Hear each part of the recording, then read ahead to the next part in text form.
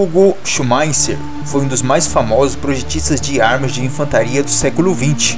Quase todas as armas subsequentes tiveram a influência das invenções desenvolvidas por ele. A vida e o trabalho de Hugo Schumacher teve maior parte em uma cidade de fabricação de armas, em Soest, Alemanha. O pai de Hugo Schumacher, Louis Schumacher, também foi um dos mais famosos desenvolvedores de arma da Europa. Por 2 vezes no século XX, as armas desenvolvidas por Hugo Schumacher alteraram séculos de táticas de infantaria fundamentais. Tais desenvolvimentos colocaram a Alemanha na direção do seu desenvolvimento de estratégias militares e de tecnologias disponíveis durante as guerras. Hugo Schumacher recebeu o seu treinamento fundamental enquanto trabalhou na fábrica alemã em Bergen, onde desenvolveu a submetralhadora MP-18 de 9mm. Ele ficou em Soest, cidade na Alemanha, durante a Primeira Guerra Mundial, devido à sua importante experiência sobre a tecnologia de submetralhadoras. Anos após o início da guerra, a Guerra das Trincheiras se tinha solidificado na frente leste. Utilizar apenas o fuzil ou as armas leves em ataque contra as trincheiras parecia praticamente impossível.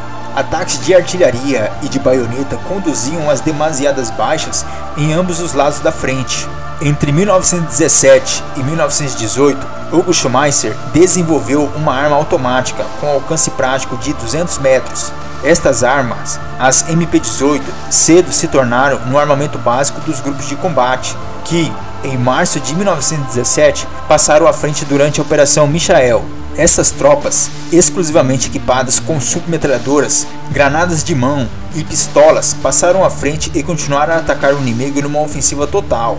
Essas táticas de infantaria ofensivas originaram as táticas de combate de tanques, utilizadas durante a Segunda Guerra Mundial. O STG-44 foi a primeira arma explicitamente chamada de fuzil de assalto. O projeto inicial da arma começou em 1938, mas por razões desconhecidas ficou parado até 1943. Entrou em serviço no exército alemão durante a Segunda Guerra Mundial, em 1944. Inicialmente, a arma era classificada como pistola metralhadora. MP-43, MP-44 e STG-44 eram designações diferentes para o que era essencialmente o mesmo fuzil, com pequenas atualizações na produção. A variedade de nomenclaturas resultou em uma complicada burocracia na Alemanha. Desenvolvido a partir de uma carabina, o STG-44 combinou as características de uma carabina, uma submetralhadora e um fuzil automático. STG é uma abreviação de Sturmgewehr. De acordo com relatos, o nome foi escolhido pessoalmente por Adolf Hitler por motivos de propaganda e significa literalmente fuzil de ataque ou fuzil de assalto. Embora algumas fontes contestem que Hitler tenha muito a ver com criar o nome, além de assinar a ordem, após a adoção do STG-44, a tradução em inglês ficou Assault Rifle, tornou-se a designação aceita para este tipo de arma de infantaria. Ao longo de sua produção, houve pequenas mudanças na extremidade traseira, no focinho, na forma da base de mira frontal e no degrau do cano. O fuzil esteve em câmera para o cartucho de 7.92 por 33 mm. Esta é a versão mais curta do fuzil padrão alemão, em combinação com o design de fogo seletivo da arma. Forneceu um compromisso entre o poder de fogo controlável de uma submetralhadora de pelotão com a precisão e a potência de um fuzil Karabiner 98K de ação rápida em intervalos intermediários. Enquanto o STG-44 tinha menos alcance e potência do que os fuzis de infantaria mais poderosos da Alemanha, estudos do exército alemão mostraram que poucos combates entre as infantarias ocorriam a mais de 300 metros. A maioria acontecia dentro dos 200 metros. Cartuchos de fuzil de alta potência eram excessivos para a grande maioria dos usos de soldado médio. Apenas um especialista treinado, como um franco-atirador, ou soldados equipados com metralhadoras que disparavam várias rodadas em um alvo conhecido ou suspeito, poderia fazer uso total da autonomia, alcance e potência de um fuzil padrão. O STG-44 foi fabricado inicialmente pela empresa Walter e depois pela Mauser. No começo do seu projeto, Hitler foi contra sua fabricação, porém os engenheiros alemães sabiam que tinham diante de si uma excelente arma. Por isso, desobedeceram Hitler e iniciaram sua produção com a sigla MP-44. MP era a sigla das pistolas metralhadoras. Uma unidade de infantaria alemã foi cercado por forças russas na frente oriental.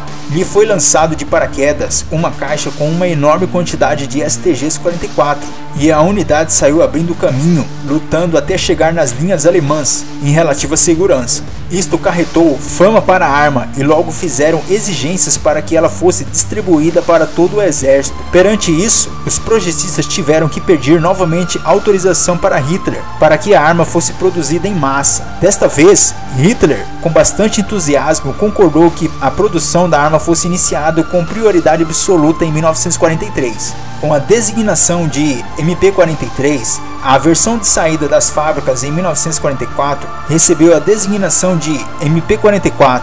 Hitler ficou tão impressionado com a MP-44 que a batizou de Sturmgewehr, fuzil de assalto, sendo a mesma designada oficialmente de STG-44. Uma simples companhia alemã armada com o STG-44 tinha um poder de fogo devastador sobre o inimigo.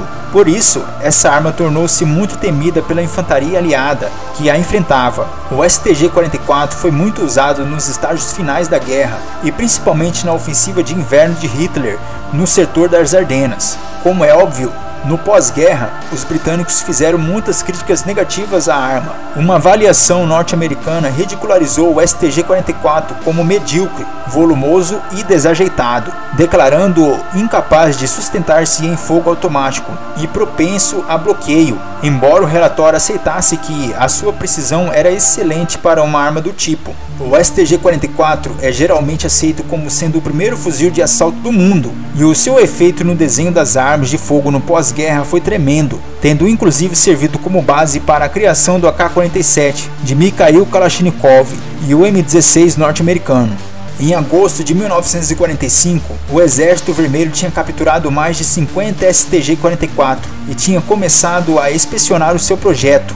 10.000 folhas de projetos técnicos foram confiscados pelos soviéticos como parte de sua pesquisa. Em outubro de 1945, Hugo Schumacher foi forçado a trabalhar para o Exército Vermelho e instruído a continuar o desenvolvimento de novas armas. O talento de Schumacher continuou a auxiliar a União Soviética e, junto com outros desenhistas de armas e suas famílias, foi enviado para a União Soviética em 24 de outubro de 1946. Os especialistas alemães montaram um trem para Izhevsk, nas montanhas do sul de Aral. Após a chegada de Hugo Schumacher em Izhevsk, os soviéticos começaram o desenvolvimento de armas novas, e em 1947 era lançado pela União Soviética o famoso AK-47. Se você gostou desse vídeo, por favor, deixe seu like no vídeo e se inscreva no canal. Futuramente também contarei a história do icônico AK-47. Muito obrigado por assistir e até a próxima!